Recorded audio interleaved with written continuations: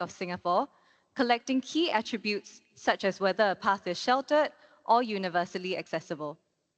This helps us in planning for more walkable and accessible districts. We also have underground data, which gives our planners a more holistic view of both above and underground contexts for detailed studies. However, our planners and architects don't just want to see digital replicas of Singapore today. Singapore takes a long-term approach to urban planning. This map here shows the various study areas that our planners are currently working on. Using the new 3D catalog layer on the web, selecting a study area brings up a panel of past design scenarios with details such as its year of study and status. Clicking through each card allows our users to quickly retrieve past design scenarios and decisions that span across space and time. This allows us to adapt our proposals to changing circumstances. Now, let's zoom into another study area to see what else ePlanner can do with our 3D system of record. Let's take a look at these upcoming residential districts, surrounded by greeneries and nestled near our central nature reserves. Our vision is for this to be a sustainable neighborhood, providing more than 5,000 new homes for Singapore. With GIS, planners can carve out site parcels with green corridors connecting Central Park with neighboring green networks.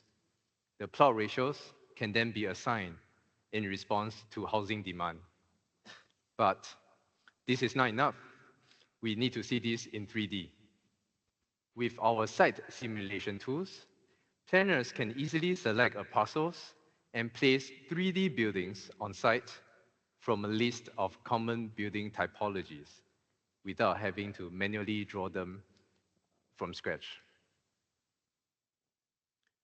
Planning matrix, such as the number of dwelling units and the resultant floor areas, can be calculated automatically to provide instant feedback for the planners. However, we have 10 sites to simulate, and that could take a while. Introducing our exciting new tools called Urban Synth. By translating our development rules into computer code using procedural tools such as City Engine, we can quickly generate multiple 3D scenarios with just the click of a button.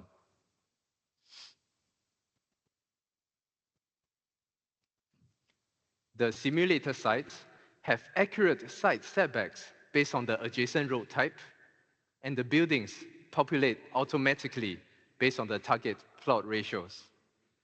With these buildings, planners can then conduct additional analysis to refine their plans. For example, wind flow and ventilations are extremely important for a hot and humid climate like Singapore. With ePlanners, we can now conduct wind simulations and view the results using 3D voxel layer. We can cut 3D planes to examine the wind flow at different levels.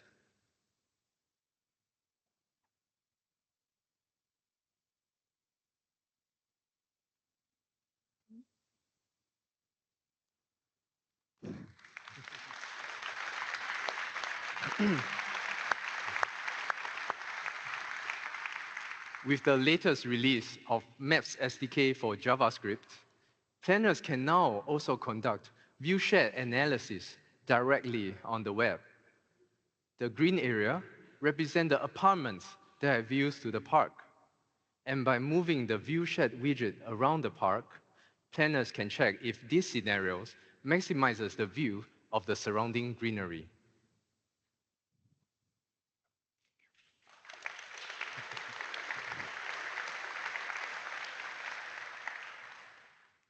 To help us envision a city in nature, we developed a tool to help us add greenery to our plans. With Lushify, trees can be generated in site setbacks, sky terraces, and rooftop gardens.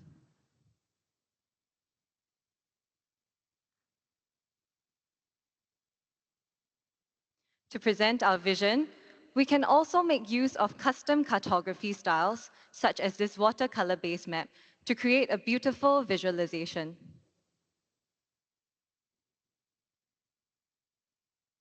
Using portal collaboration, we can also bring in existing 3D trees from NParks.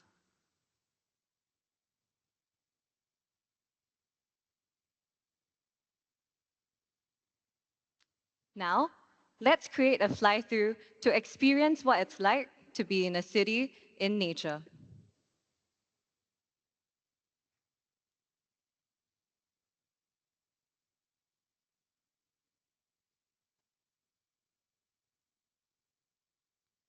But our work here is not done. As the site develops over time, our planners can bring incoming proposals through our 3D upload tool from property developers.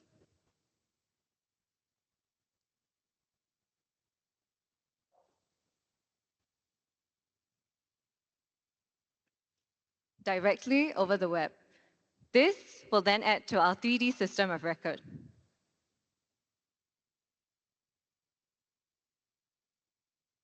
As a result, our planners can bring incoming proposals into the context of existing buildings and our vision. This allows our planners to provide better feedback to developers and work collaboratively to improve our urban environment.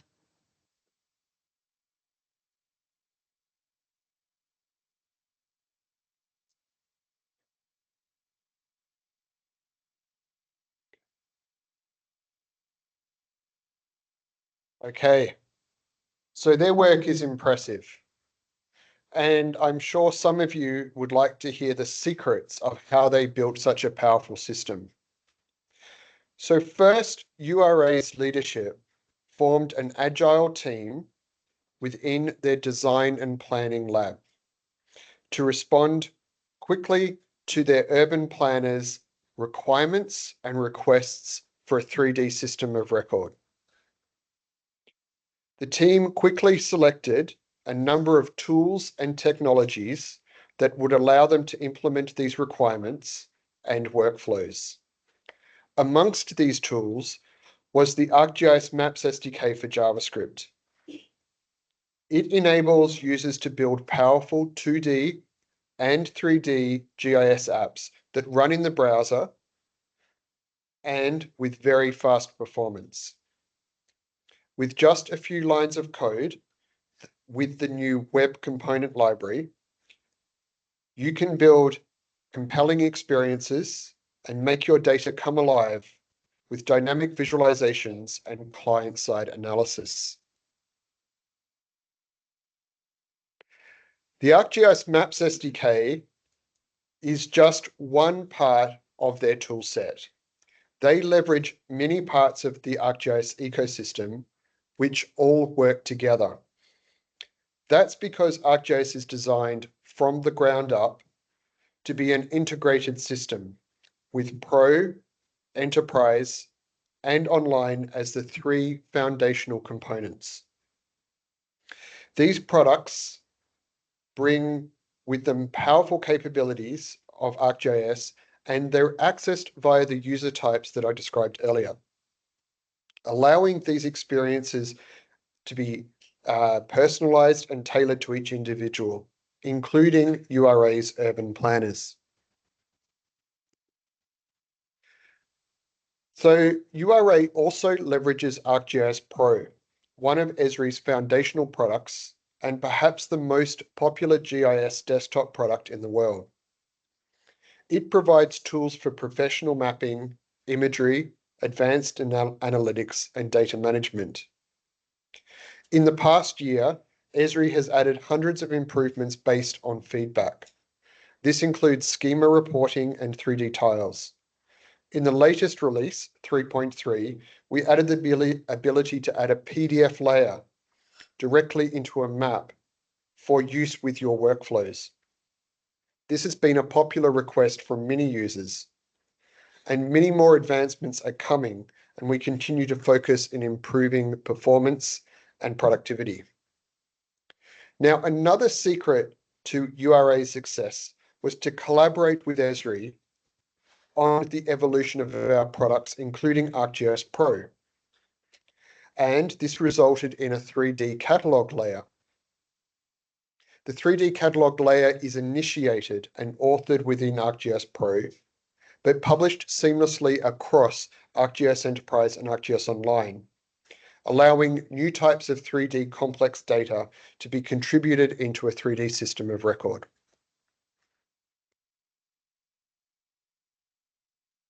URA also takes advantage of ArcGIS Pro extensions for advanced analytics, including the 3D analysis extension. But there are also extensions for production mapping and charting and for data management.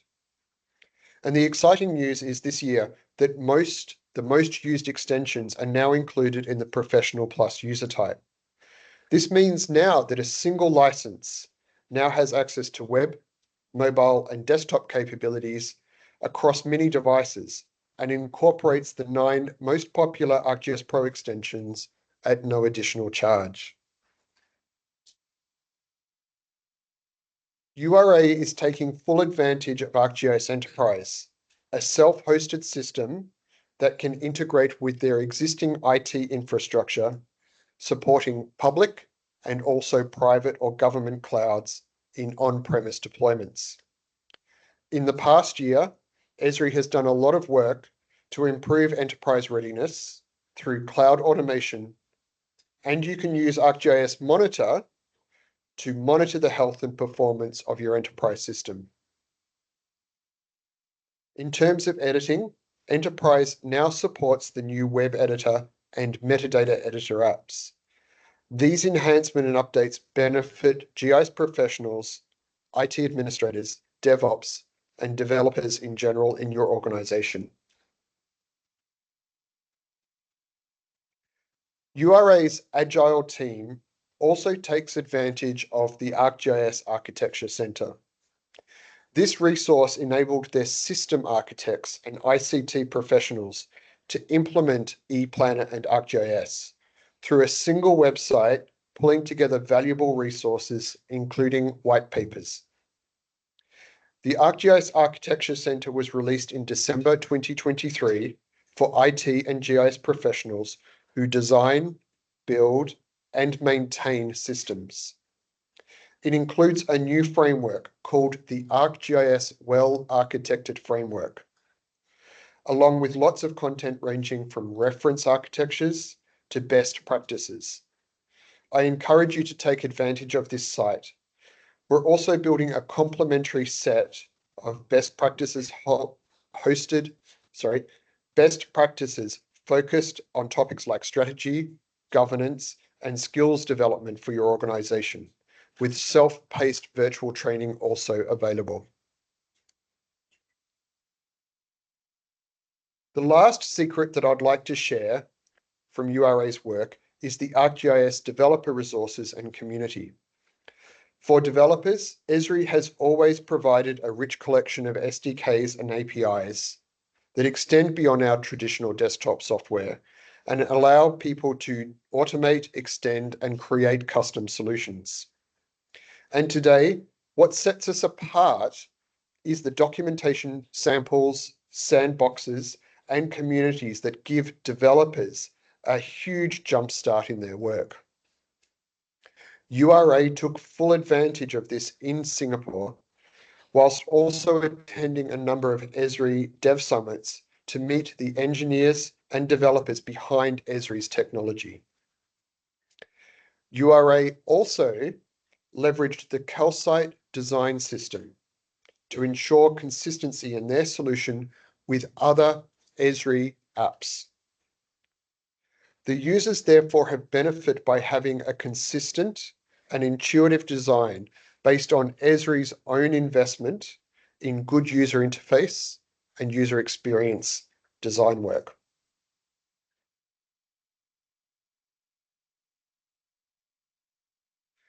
So amongst the new and improved features as part of our developer technology include web components and access to new mapping and analysis capabilities, including the ArcGIS location platform. Add to this the base maps, geocoding, and routing available, and developers have comprehensive content and functionality at their fingertips. And for GIS professionals and developers who want to stay cutting edge, here's a glimpse from Johannes about what's coming next. Thank you, Greg. So I would like to close with what's next. For 2024, up until now, we have released Pro 3.3, Enterprise 11.3, and Online has had 3 updates. We will continue to have incremental releases of these foundational products throughout the rest of the year. We are also working on many developments and projects to improve existing functionality and bring you the latest innovations. Our commitment is to focus on quality and performance and continue to advance ArcGIS to support your work. I would like to leave you with a quote from Barack Obama, which I believe captures the meaning of geography and contributing to uniting our world. He said, "The study of geography is about understanding the complexity of our world, and in the end, it's about using all that knowledge to help bridge the divides and bring people together." Thank you very much.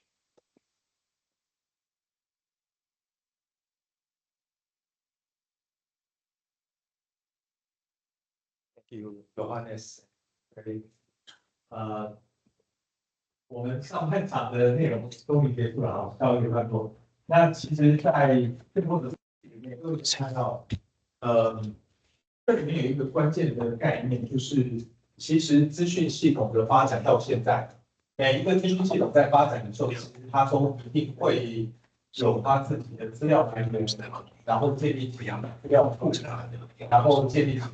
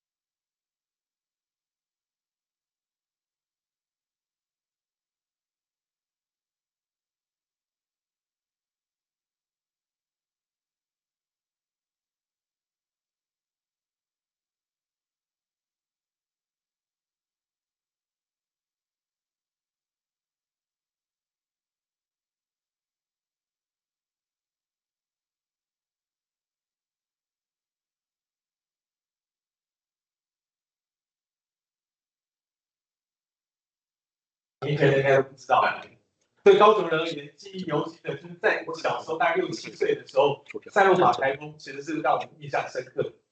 那这一次的台风真的更特殊的就是它一直就停在门口，那一直进不来，然后大家也一直放假，也不知道要放到什么时候。那但是其实我们希望的就是透过更及时的天气资讯的整合，然后在 GIS 的应用系统里面，然后除了天气的资讯借接，当然在台湾气象署其实已经做得非常好。那我们为什么还要去介绍国外的这样的一个气象资料的一些资讯的来源？主要是因为它跟 Esri 的相关的 service 还有资料的格式是互通的，所以对于在座的各位，你都可以直接拿来就可以直接应用，你不需要再做任何的 pre-processing 资料格式的转换，或者这个照片需要定位。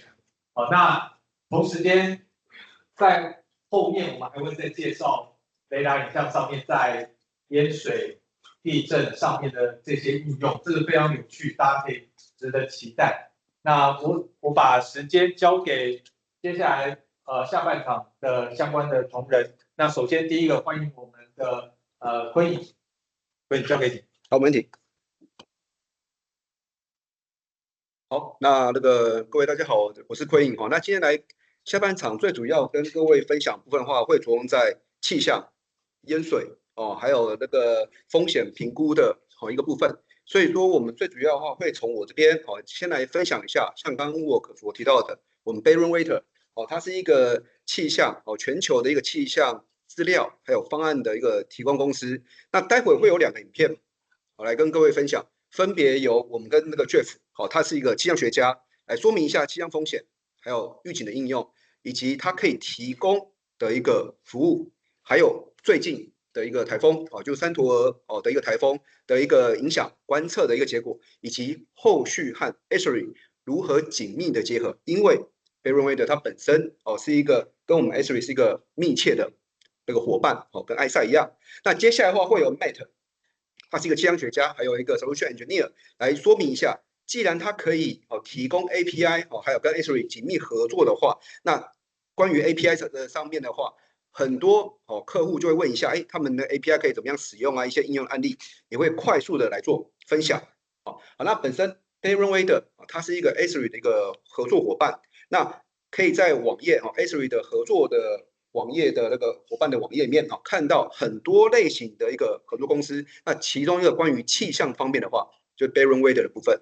那 Baron Water 它最主要的话，它除了有气象模型，还可以提供极端天气的一个预警、分析模拟，它本身也有雷达，还有各式各样的一些参数调整过后的一个预报模型，但在地化调整以及各个领域的应用，包含航空、包含水灾、包含一些管线的各方面应用，他们都会有这个资料以后，就可以来做分析，还做模拟。既然它跟 Esri 是一个密切的合作伙伴，因此它的成果当然除了提供Esri 可以常用的各位所常知的一个 API 以外，它的成果也可以和 Esri 做密切的结合。比如说像画面上面各位所看到的，有左右分别是各时节比对时序的气象的一个成果，以及做成 dashboard 仪表板方式来做呈现。这些其实都是在 Esri 还有在 ArcGIS 的平台里面都可以有这些资料以后，快速的来呈现相关的成果。但除此之外，他们本身也有一些很多的一个国际应用案例，像各位如果有在追踪飞机的话，那应该都有用过 Flight Radar 24这个 app 里面的闪电、风、高空的温度资料，还有其他气象资料，就是来自 Baron Water 还有就是说他们在管线应用的部分的话，像在画面这边右边所看到的管线上面的一个应用监测，每4分钟快速的、近即时的提供近24小时的一个降雨量的分析应用的一个分析结果，以及像画面左边所看到的侵袭到美国的台风或飓风他们爱达利亚所造成的停电分析的统计的相关成果，他们那边你只要有资料有分析的数据跑出来以后它在他们的地图或者说整合在 Esri 这个平台里面都可以做到以及像右边的3D 雷达气象成果，从2D 变3D 以后，影响了地形的一个样貌，以及建筑物、坡地然后人口的分布，这些都是从2D 转向3D 以后，他们可以更有效的，还有更视觉化的看到了以下成果。好，那以下分享一下这影片。 Jeff Hoffman from Baron Weather, and I want to thank you for the opportunity to share 然后 with 大声一 you 点。 for a few minutes what advanced or premium weather data can do for you, both in the Esri platform and with an API, We're going to talk a lot about the data layers that we provide, some externally sourced data layers, and how we can run analytics on them as well to give you smarter data that helps you make better decisions and, more importantly, better business decisions. Of course, also, we'll keep in mind the element of public safety. At the time of this recording, we have a typhoon threatening Taiwan. So we will see some of the data related to that. Please know that and not at all times in all places of the country will we be able to show you all data layers, but we have plenty of opportunities to show you some of them today. Let's get started, and want to again thank you for the opportunity here. Barron Weather is a company that's been around for more than 35 years, and we have a long history of innovation. I want to tell you just briefly about our founding story. Similar to how Esri was founded on a public safety disaster and helping responders overcome that, we were founded on a disaster that hit Huntsville, Alabama. A tornado tore through the city in 1989 in the dark of night in November, which is not always an often time of year for tornadoes. It was not warned by the local weather service agency, and unfortunately, many people lost lives.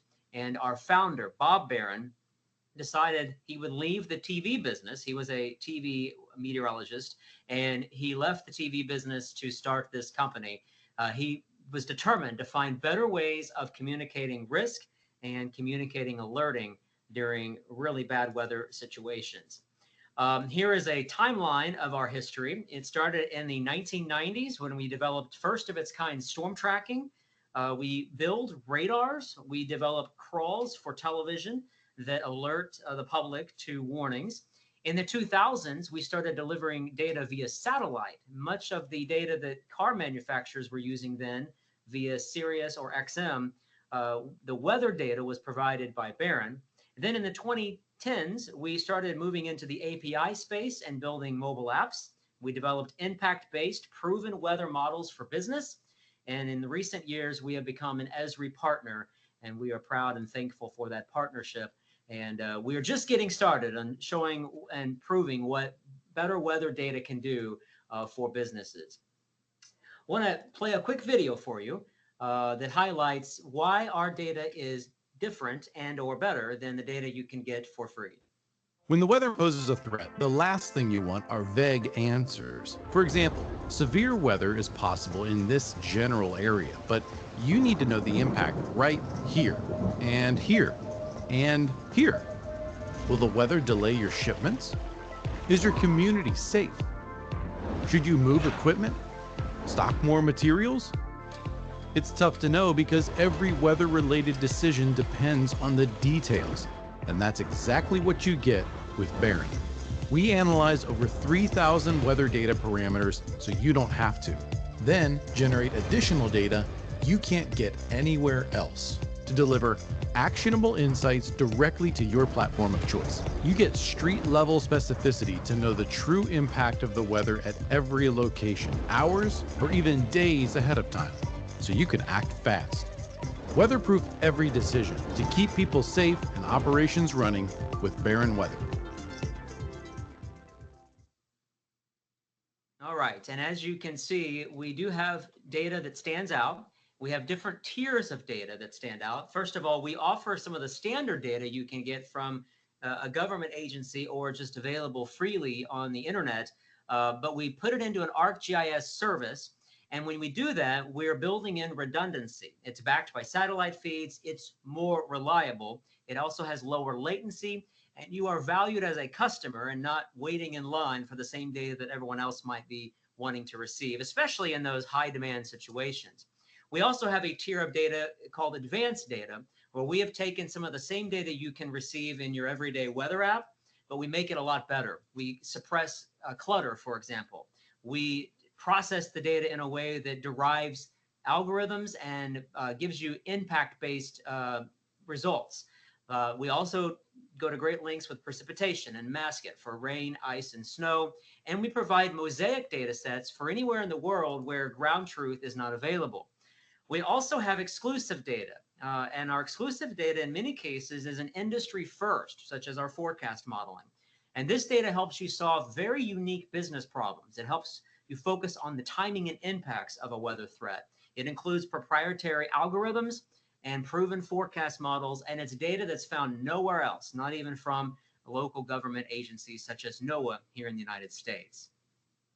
Let's look at some of the data around the world right now. I'm going to show you some of our global radars, and this is our global derived radar. I've also put on the lightning. It's a lightning heat map. And of course, our eyes want to go straight to what's happening in Taiwan. And there is a little bit of lightning in some outer bands of the typhoon, but this is a projection of what radar would look like where radars are not available. Let me turn on the satellite underneath it. All right. And you can see normally you would just see the clouds, but with the derived radar, we are processing the satellite data in all levels and all different bands and determining where the precipitation is. So it's a much more valuable experience for the user. We also have radar data that is available in Australia that is actually ground truth radars. Let me turn off the lightning for you. The lightning is not necessary right now. But there's a look at our Australia radar, and that is a composite. We have a radar in Germany. We have a radar in the Netherlands. And we have composite radar data in Scandinavia. Let me go back to the global view, though. It's nice to see that anywhere in the world, we can use data that we're used to seeing in terms of radar. We have a couple of hurricanes or a couple of tropical systems in the Atlantic, one in the Pacific. This will quickly allow you to assess the weather troubles around the globe currently. We also have, let me show you turbulence. I'm going to show you the turbulence in our forecast model. So let me transition to some forecast data. Let me go to our global model. And here we have a lot of things going on the map, so let me clean it up just a bit. We're going to look at clouds and rain. This is your GFS forecast model, and many model parameters from the global model are available in the Esri server. And here's our typhoon, and I'm going to step through the time here, and we'll see that that is unfortunately moving ashore in the next 24 hours. One thing we might want to look at are the wind speeds, the wind gusts. And here are the wind gusts projected from the forecast model. And let me show you the legend here. And we can see that some of these blues indicate in miles per hour, at least, 60 to 70 miles per hour of wind gusts. Of course, the data can be converted into metrics units by either developer or in the layer itself with some unique coding. One thing we also have in the global model is turbulence at all layers of the atmosphere. This is very helpful, obviously, for our aviation customers. This is the turbulence projected at 1,000 feet, and we can go all the way up to 45,000 feet for those longer flights. And you can see all around the globe where the forecast turbulence is with the global model. And the model also has temperatures, maximum temperatures, for example. If you need explicit values on the maximum temperatures, this is helpful. Of course, we are starting to move a transition from summer to fall, so it's nice to see the resolution of this in the higher terrain of parts of Asia. And then we have minimum temperatures. And if you'd like to see the temperature hour by hour, we offer the surface temperature layer from the global model. So that is just a glance at the global model, but that is in the category of advanced data layers from BERM, but we have exclusive data layers on the global scale for forecast products. We have something called the Extreme Weather Index. This is one of my favorite products. This is truly groundbreaking. It gives great lead times to extreme weather that might occur in the next 10 days. And it is incorporating an ensemble of models. So we're taking the average and the best models available globally, then processing that data. We are then comparing it to climatology in some cases where we need to assess the impact. In some cases, comparing it to climatology is not necessary to assess impact. For example, high winds, regardless of how often they occur, they will cause damage. But rain is not the same. Sometimes rain can cause flooding. A little bit of rain can cause flooding if in an area that's not used to seeing a lot of rain. So, and I'll show you an example of that in just a minute.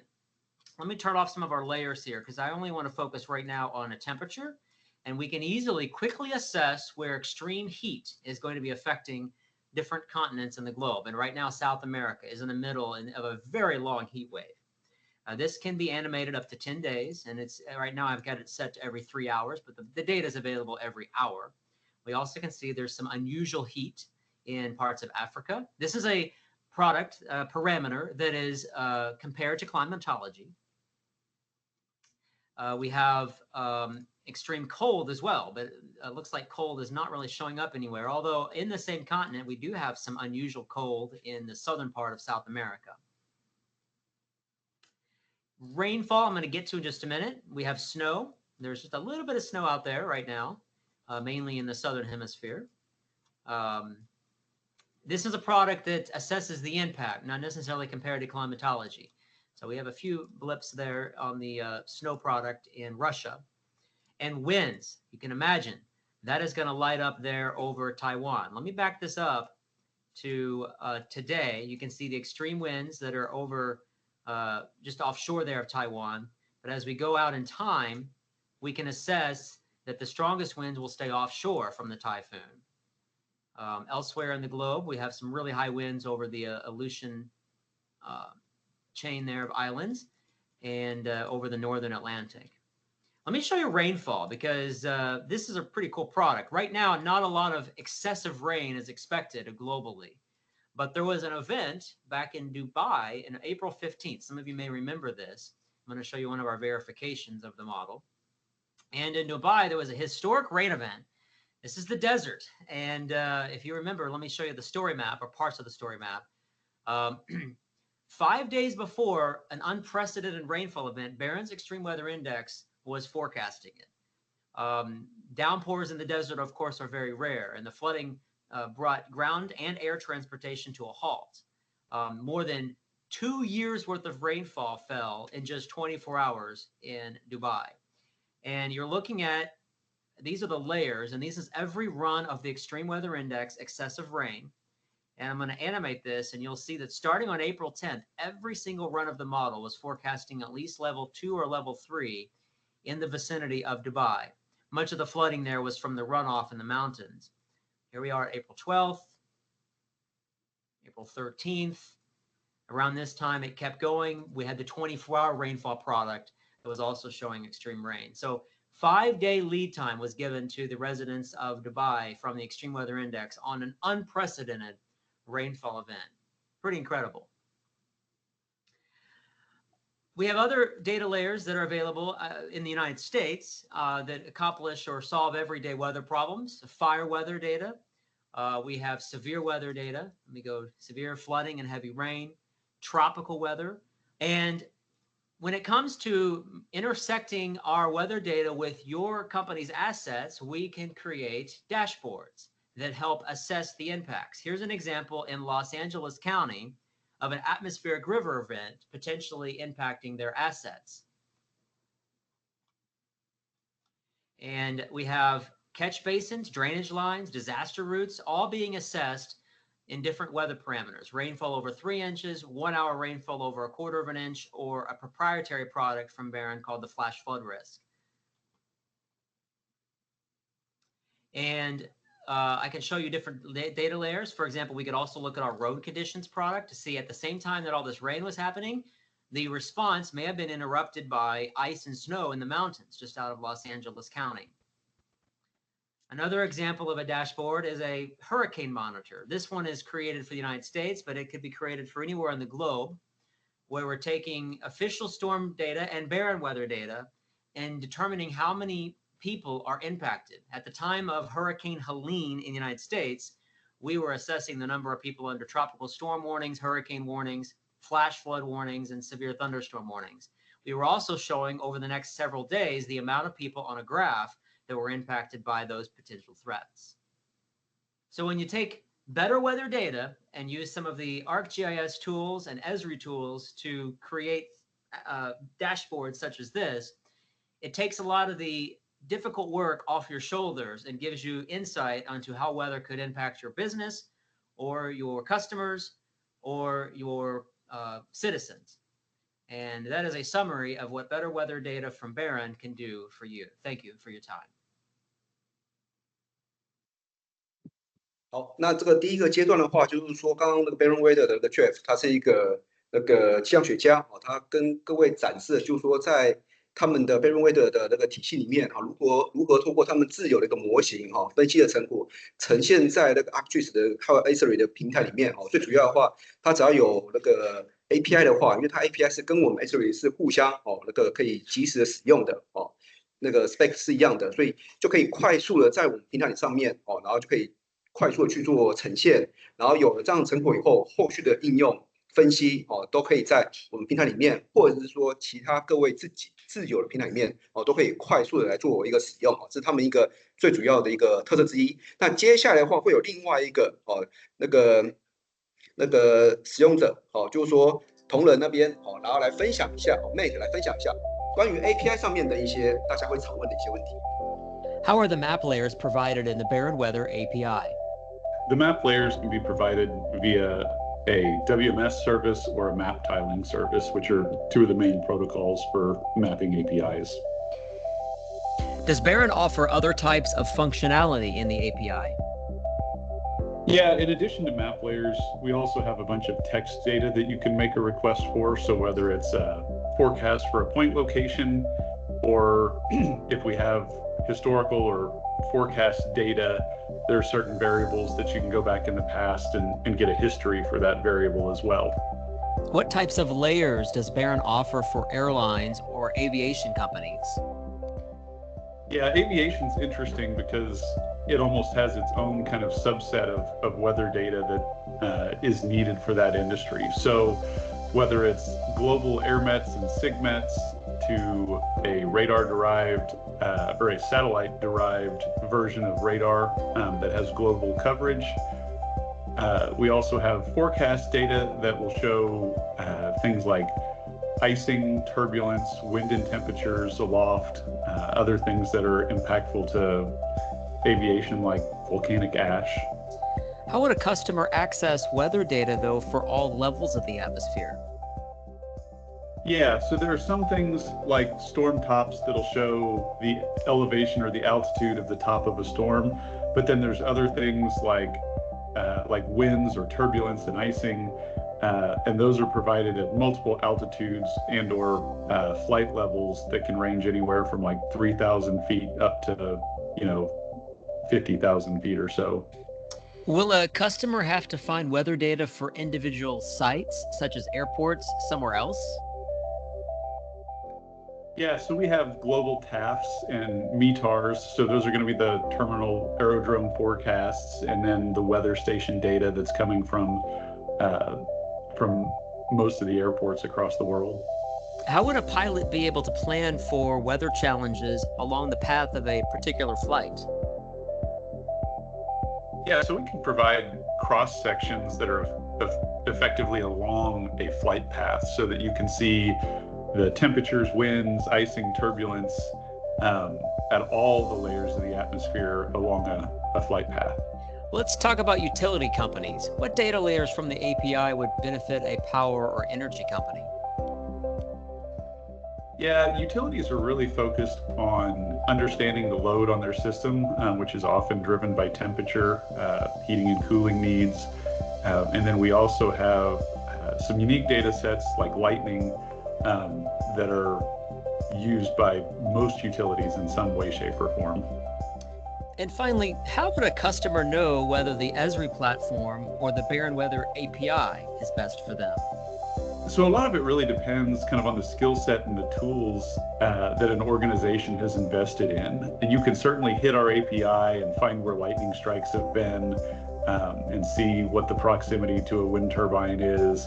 But you could run through the same workflow using ArcGIS, and you could use those tools to determine the proximity of lightning to a feature surface asset that you've already built and then kick out a downstream alert to notify somebody. So it doesn't matter whether you're using ArcGIS or if you want to just do the development from scratch, but we're able to provide the data in a way that appeals to both audiences.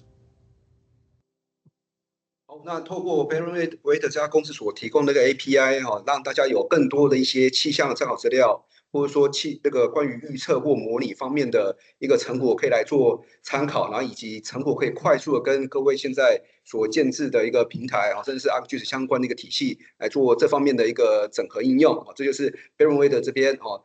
他们在多年的经验的方面，提供更多的模型，还有一些准确预测的一个或实际一个案例的一个成果，这个是 Berryweight 可以提供给大家所带来的一个效益。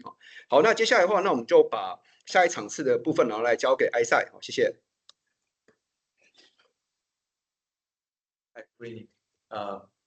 那我们欢迎下一场次的主讲者William。OK， ICEYE 其实是一家地方卫星，大家也许最近会听到台湾有一些来自太空中心的一些消息，有关地方卫星的这些发展在台湾。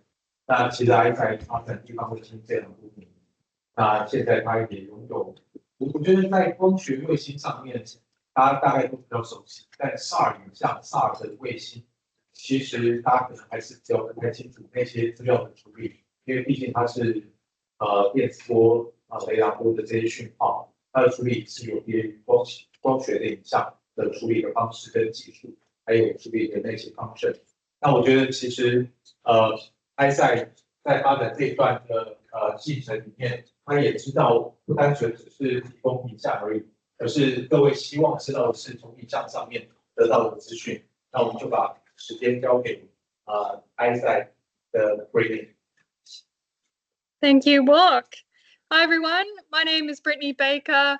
I lead our partnerships in Asia Pacific for ICEYE Solutions. It's a pleasure to present to you today on SAR flood insights in Taiwan with our newly announced partner, IDT. 谢谢 Brittany 的介绍。那这也是我们公司今年新代理的，就是 ICEYE 的 Flood Insight。那接下来我们就做一些说明。Today, I will be speaking about ICEYE's solutions, showing you a real-world example of our work during Typhoon Gami and a demonstration of our flood insights in ArcGIS Online. We will also briefly discuss our research and development into the Hualien earthquake.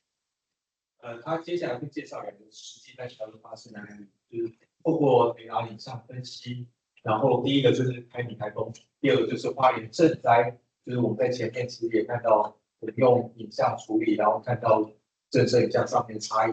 那另外他们会用雷达影像来做一些案例说明。We have a team here in Taipei that includes myself, Gary Wood, who is our strategic account manager for Taiwan. We also have Davey Spikeman, who is our solution engineering manager. So we are available after the conference if you have any questions, and of course you can contact IDT after today's event to learn more. 我要衷心的谢谢ICEYE团队对于我们公司这一个活动的支持。他们总共来了3位，那在台上就是 Brittany Baker， 那他是我们的 partner manager， 那同时间还有 Gary Wood， 他是负责整个政府单位相关的应用，他在过去有非常多的实际参与一些系统建制，还有这些相关的专案的经验。那另外真正最欢迎的是来自英国的David Spikeman， 他是solution manager， 就是他是真正技术人员。那from my heart， 我非常谢谢他们支持我们这样的一个活动。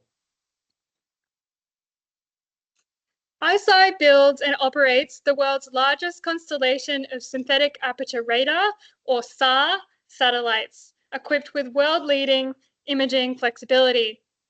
We have over 38 satellites with a goal of 70 satellites planned in the next calendar year. This is the world's largest SAR satellite constellation.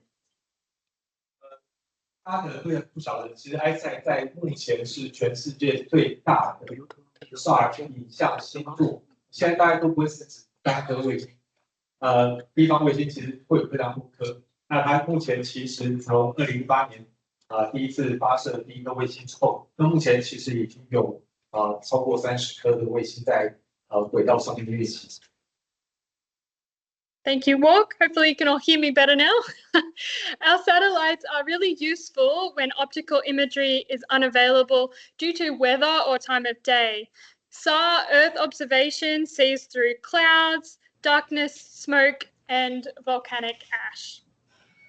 SAR 影像跟光学影像最大的不同，就是因为它是雷达波，那雷达波的波长比较长，所以它的穿透力很强，所以它不论是云层或者是在白天或夜晚，它不受这些天候的影响，也不会受到云雾的遮蔽、烟的遮蔽，甚至火山灰的这些遮蔽，所以它可以提供最完整、最及时的这些相关的影像资料。Our business is split into 3 parts: missions, data, and solutions. Today, we are joining you from the solutions team. Now, our missions team, firstly, allows nations to purchase whole satellites. And our data team allows the purchase of raw SAR data.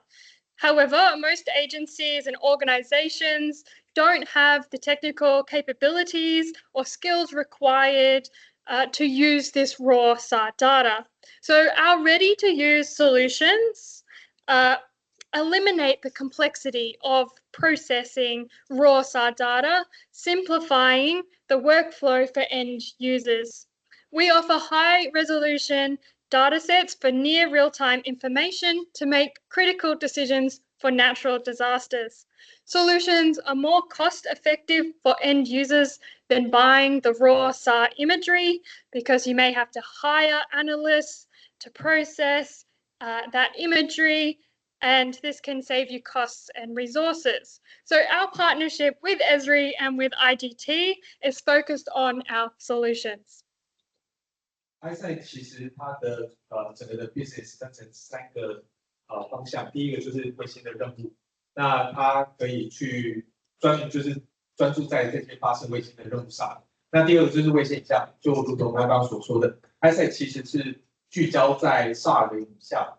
那但是他发现，其实很多的客户，不只是台湾哦，全球的客户都会有这样的一个困扰，就是拿到 SAR 影像，其实也不知道该怎么处理，该用什么工具，该用什么样的function。那处理完之后得到的资讯又会是什么？尤其雷达影像其实会有很多的这些杂讯等等，这些讯号都需要经过处理。那所以其实他们才推出这样的一个解决方案的产品。那解决方案其实就是协助各位在最短的时间之内，你可以透过不只是SAR影像，不只是获得SAR影像，是获得SAR影像产生出来的资讯。那这个才是真正各位所需要的内容，而不是只是那个影像本身而已。We'd like to announce to you our key solution dataset now available in Taiwan through IDT, which is our Flood Insights. This is where we provide near real-time observation-based intelligence from space on floods and typhoons. We have a team of meteorologists who monitor a global 4-day ahead flood risk by neighborhood, and we task our satellites to capture accordingly where there is risk of floods. We then combine our SAR imagery with multiple layers, displaying where the floods are observed from our satellites from space within 24 hours of a major event.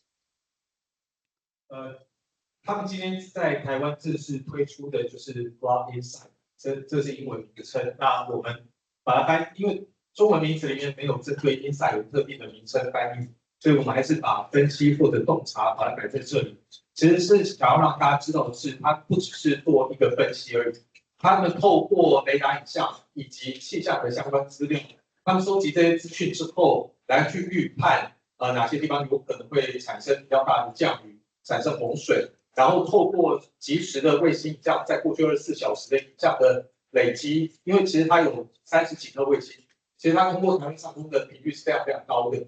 那每一天都会有很多颗卫星通过，那透过收集这些影像的资料去做解断，因为其实电子波就是雷达波对于水的这些反射，其实有一些特定的一些反射，那它可以透过分析之后去形成这样的一个报告出来。那除了去提供给你们资讯之外，其实还有一些分析的一些结果，所以它结合了不只是气象还有雷达影像的资料，甚至于他们做的一些模型在里面来去做一些预判。So we conduct multi-source flood analysis led by our SAR constellation using observational, space-based, aerial-based, and ground-based data sets. So we utilize auxiliary data or additional data to ground truth and supplement our SAR, made available from open source, aerial imagery, river and tidal gauges, watershed information, and digital elevation models. The result is a vector extent of the flood and a raster flood depth file and a metadata file, which is updated every 24 hours over the course of the event. And you can see here on screen, we can provide a hosted feature layer and a tile imagery layer through the help of IDT. 大家可能就会好奇问，到底 Flood Insight 到底提供给我们什么样的内容？其实他们透过很多的开放的资料来去计算、解算之后，那最终得到的一个结果就是我们这边所呈现出来给大家，它会是 Esri 直接支援的 feature layer， 就是你会得到这些向量资料的服务，你直接串接这些服务进来，你就能够还有一些快取的图层，那你就可以知道整个淹水的范围还有深度，所以在每一个地方只要有淹水，你都可以看到淹水的图层，包含那些深度的资料。而他们也在跟我们讨论的就是 ，Esri 其实今年大家如果有兴趣看一下，它在全球的 DTM 的资料已经提供到3亿全球的 DTM 的资料，这个是全球的。那当然在台湾局部地区我们看过，其实不见得真的有到3亿，但至少都在10米以内这样的一个解析度。那所以其实我们也在跟 ICEYE 这边讨论，就是如何去更新台湾这种地形的资料，然后能够提供给各位更准确的这样的淹水的范围还有深度的这些资讯。Our natural disaster insights, including flood, is available through the Esri ArcGIS platform. We tackle visualization, exploration, and development stages of a typical GIS workflow. We have demonstration data and a live dashboard example available in the ArcGIS Living Atlas, which you can search under flood. And we are flexible with providing you with data that works for your Esri ArcGIS architecture and deployments. We offer group sharing through ArcGIS Online, again with the help from IDT. We can help you integrate our data into your ArcGIS Enterprise, ArcGIS Pro, or via the REST API and web services to build on your dashboards, story maps, experience builders, and other applications. And this is utilizing our hosted feature layers and tile imagery layers. ICEYE 其实是 Esri 基质的合作伙伴，所以各位看到他们分析出来的这样的一个 Flood Insight 的产品，它其实就是提供这些 feature layer， 还有这些相关的 service。那所以其实ICEYE 自己本身也非常这样的一个资料跟技术，通过ArcGIS的平台，它很快的建立起这些相关的 Web 的 application。那无论是你用设定的方式产生的，比如说 Experience Builder 或者是仪表板，那这些都是它可以协助各位。如果你们一旦采购了 Flood Insight 的这样的一个产品之后，它可以协助你们去直接借接这些相关的资料服务，来去协助你们去看到他们所建立起来的这些仪表板或者故事地，来去更好的看到这些淹水的资讯跟相关的内容。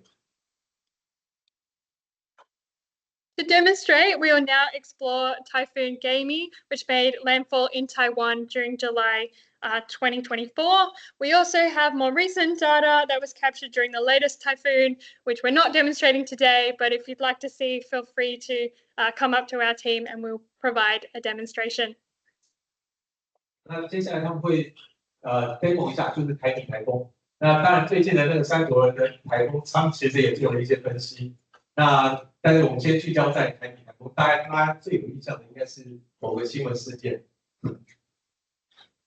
During Typhoon Gamy, ICEYE started monitoring this event early. We acquired over 95 SAR images and collected 90 auxiliary data points and monitored approximately 600 square kilometers. We then delivered 3 releases of flood extent data and depth within days of the flood's onset. 在开年中，一开始要准备进入到台湾的时候，他们其实就已经跟我们公司联系，然后讨论这整个的相关的监测的一些内容。所以在整个发展的过程里面，他们总共收集了95张 SAR 的影像，那总共有90个这些资料的辅助的点位的资料，那监控了台湾超过600平方公里的面积，然后在淹水开始，就是他们总共更新了3个版次的这些淹水的资讯。With each release, we added more data, as seen here in blue on the grey base map. Release 1 was created within 24 hours of the flooding event, and each release supplied as daily updates. 那这个就是他们3个版次，各位可以看到它的整个的监控的范围在不断随着台风的演进而扩大。This data is useful for emergency management and situational awareness during events and typhoons such as Gamy.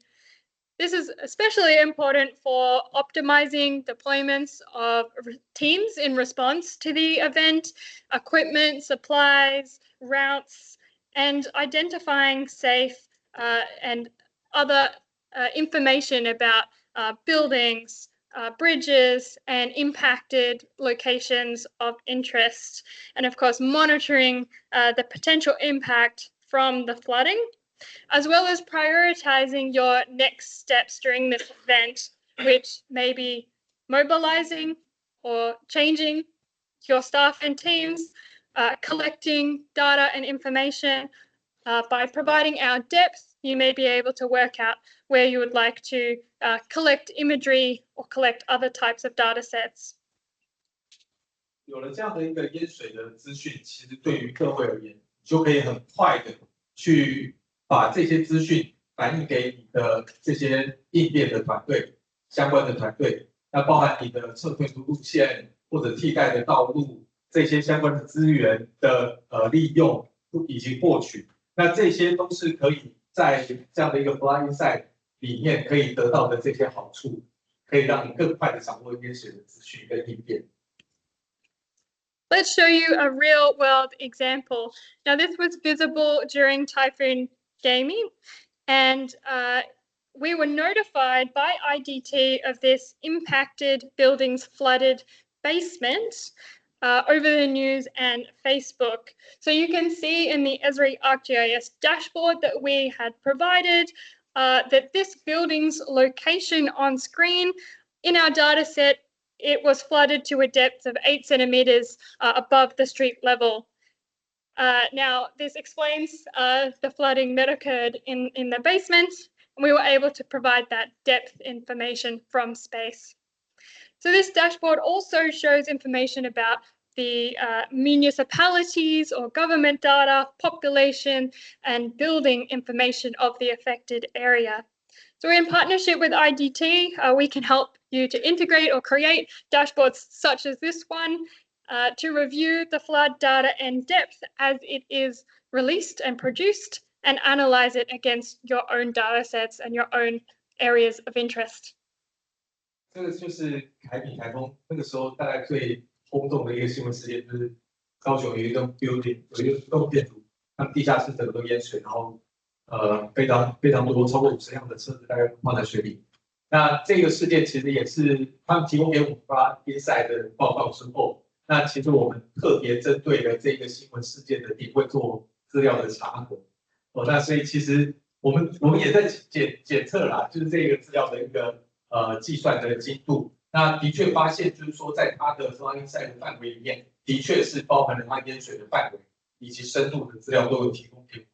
那所以我想这个是特别我们经过验证之后，那发现它在实际的应用上，不是只是理论的推估或者通过影像的计算看到，然后实际上并没有灾情，不会是这样的状况。那它其实真正提供给我们的，就会是整个真正有用的这样的一个洪水淹水的这样的一个资讯。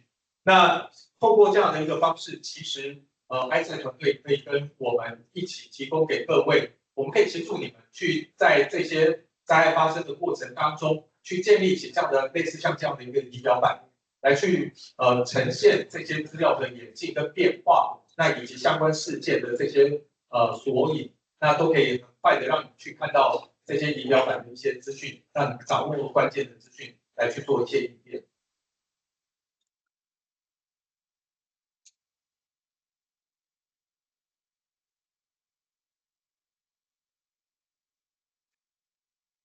In addition to the flood insights, we also support research and development from our SAR imagery in our solutions team. We are currently looking into buildings damaged from earthquakes. So we have another case study into the Hualien earthquake during April 2024 this year.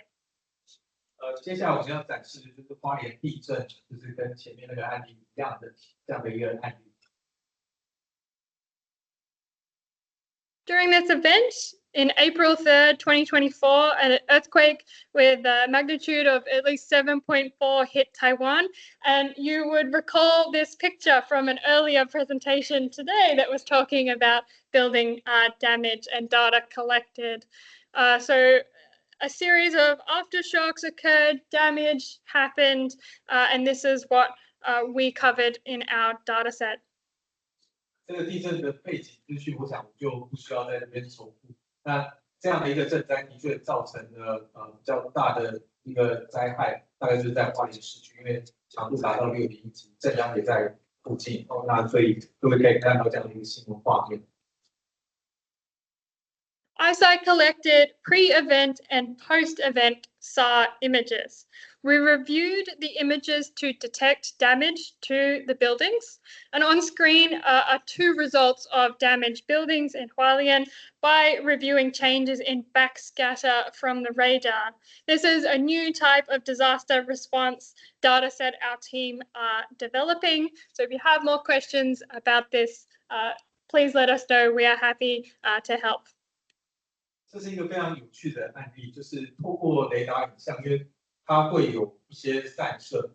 那透过这样的一个散射，其实你可以看到事件前后2张雷达影像上面，它会有这样的一个散射的状况的变化。那通过这样的一个散射变化里面，你就可以看到真正的灾害点可能会发生在哪里。这个是有别于光学影像，你可能做前后的影像的这种差异的变迁的侦测，这个是雷达影像上面的一个比较特殊的，跟光学影像不太一样的地方。To summarize, from the ICEYE Solutions team and now with IDT, we are providing flood insights that supplies you with near real-time observation-based intelligence.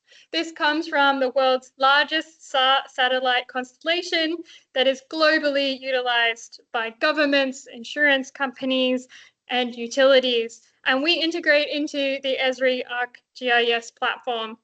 We also offer research and development into other natural disasters, including earthquakes that you saw today. It's been great to announce the partnership today. Tim, the Vice President, said that our alliance marks a pivotal moment in Taiwan's technological advancement. So by fusing ICEYE's innovative satellite capabilities and market insights, we're now providing an improved disaster response, providing a new era of environmental intelligence for Taiwan. So I again emphasize that you can speak to us today about how you can use our increasingly valuable insights from space to monitor, analyze, and respond to natural disasters. Thank you again to IDT and WALK for the translation. Thank you, Brady. 我想最后这一段我就不用翻译了。那很高兴我们能够邀请到 ICEYE 的团队加入我们的 User Conference。那接下来我们还有更多的事情要来协助台湾所有的客户们。如果你们对于雷达影像能够产生出来的淹水的资讯，甚至于地震上面所造成的这些前后期的影像的比对，有一些想法的话，那都欢迎跟 ICEYE 以及 ITT 的团队来接洽，让我们来协助你们做更好的这些资讯的整合，跟灾后的这些灾情上面的这些应变的措施。谢谢各位。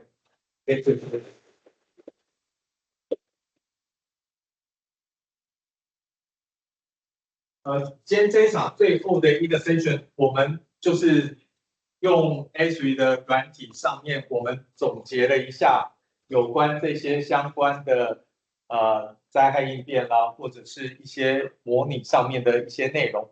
那我相信在这上面，除了资料的来源很重要以外，在软体平台上如何去呈现，甚至于做出模拟，这些都是非常重要的一个方向。那我就把时间交给国贤以及赵军。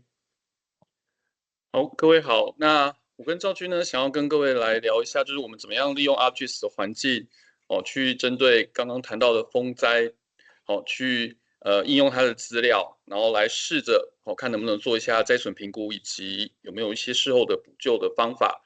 所以呢，我们大概分成3个步骤来解释我们测试的情形。然后，那第一个就是我们试着应用GeoAI来去找农田，因为谈到淹水，大概它是最明显会受灾的东西。那既然田淹了水的话呢，ICEYE的资料刚好可以让我们了解到确切淹水的位置在哪里。那既然了解这地方会淹水之后呢 ，ArcGIS Pro 既然有了淹水模拟的功能，我们就想来试试看，利用这个淹水的模拟的功能呢，能不能找到一些预防的方法。所以呢，我们快速的来看一下。首先，以GeoAI 的应用来讲，我们都晓得呢，因为资料越来越多了，所以我们会希望有一个比较有效率的方法去整理这些大量的资料。那 AI 就是一个很好的助手，因为这些资料必须经过整理之后才能转化成资讯，汇整这些资讯就会成为一种知识，而人类就是用这样的知识发挥智慧去解决问题。那因此嘞，以前可能一张图上面你要找人孔盖的话，可能要花40个小时的时间，但现在因为有GeoAI的协助，我们只要花不到3个小时的时间就能够完成样本的收集、训练，然后呢去判断整张影像，去得到近似的结果。这当然大大提高我们整理资料的效率。那所以呢，在整个 ArcGIS 的环境里面，我们会希望能够提供给各位GeoAI的功能，而我们的方法呢，就是透过给各位一些深度学习的模型，在 ArcGIS 的环境里面可以加以使用，让各位呢可以应用 AI 在你的各式各样的资料上面。那如果我们聚焦是在影像方面来讲的话，目前我们在 ArcGIS 的环境里面提供很多不同目的的深度学习的模型，试着让各位呢可以在你的影像上面呢去进行各式各样的操作。那这些操作呢，后续都可以用来在影像上面呢协助各位去取得各式各样不同的成果。比如说去帮你判断土地利用的情况啦，去帮你找出一栋栋的房子、一块块的田，诸如此类的。那目前呢，上半场的部分也跟各位提醒过，现在 Esri 其实有很多预训练好的模型，可以大幅节省各位的时间。所以呢，如果各位有兴趣来应用它们的话呢，欢迎可以跟我们联络，我们可以协助各位评估看看，哪些模型是很适合你的，或者是我们如何利用 ArcGIS 的技术来协助各位去训练出自己的模型出来。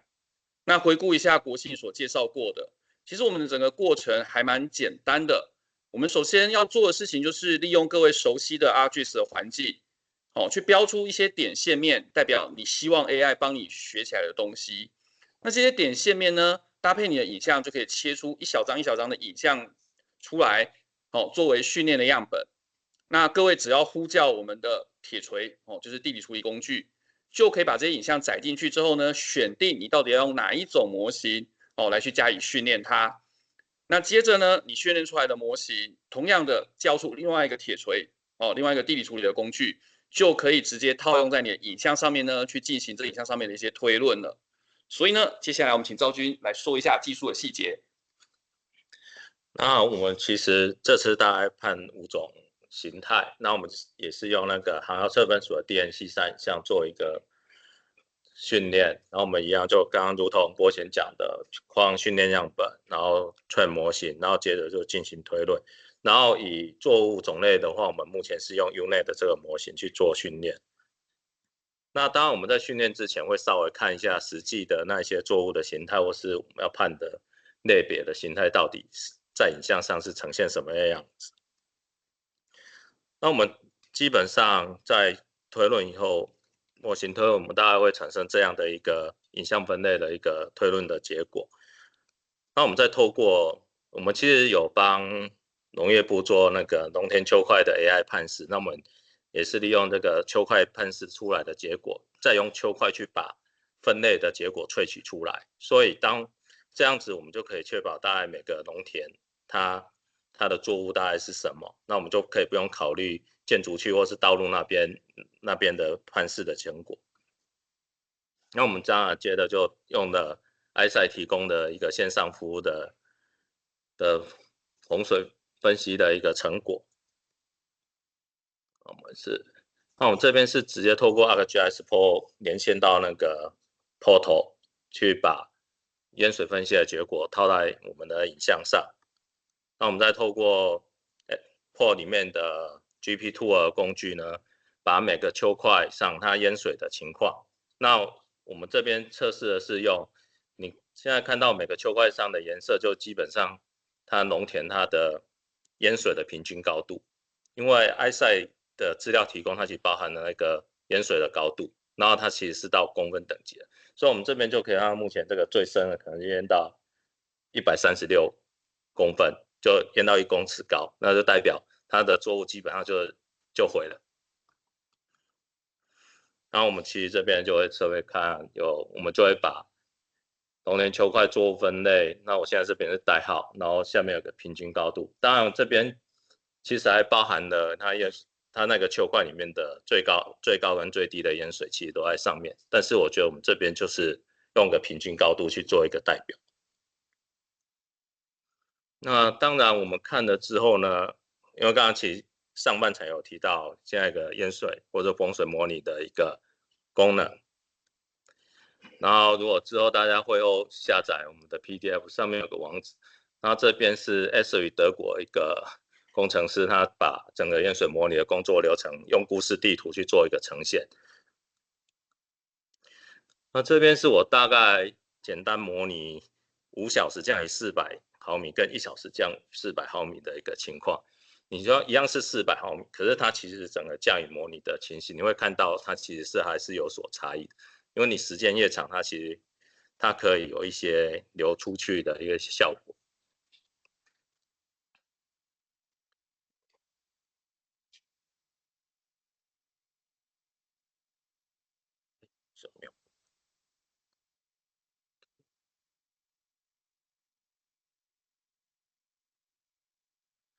然后这边，因为我们其实我有稍微缩短了一些影片啊，因为我这边想强调的是，因为我们知道了淹水的大概状况，然后我们可能在模拟它淹成这样子，那我们可以在 Pro 里面的淹水模拟，我们可以去加一些类似堤防的物品，然后我们到最后就可以，它在降雨的过程，我们可以看到它淹水的情况流向，它其实会被我们设置的一些防护设施给挡住。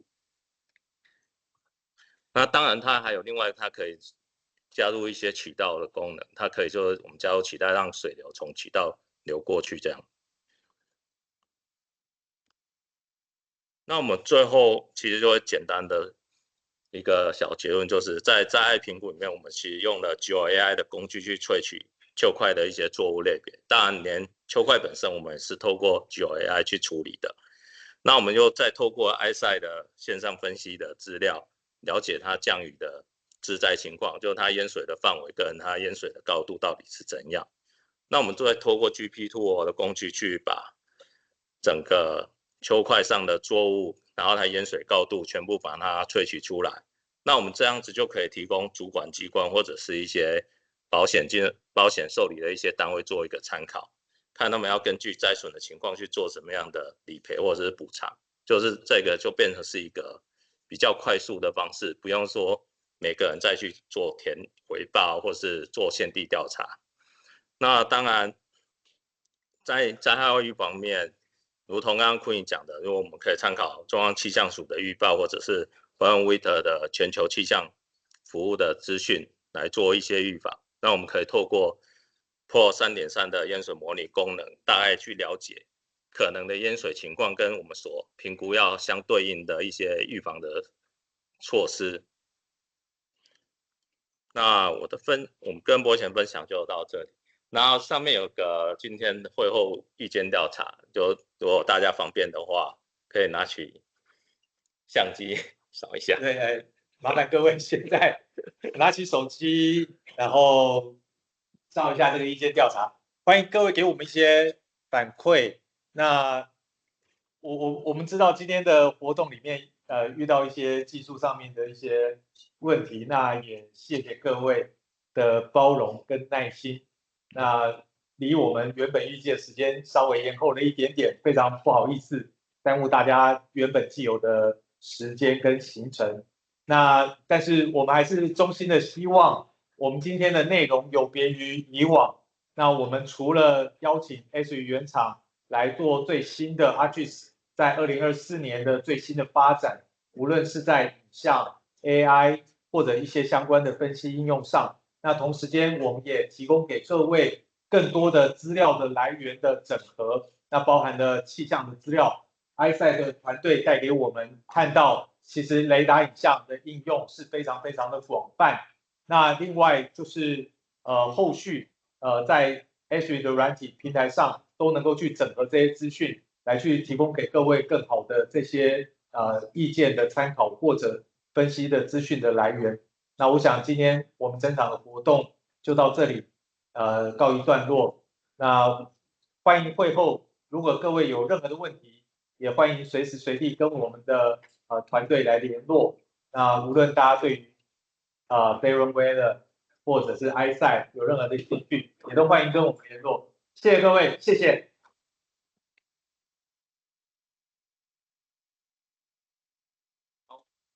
各位说明一下，这 QR code 其实会需要转址啊，所以扫进去之后有一个按钮是打开二维码才会转到我们的设备，麻烦各位再多点一下哦，不好意思。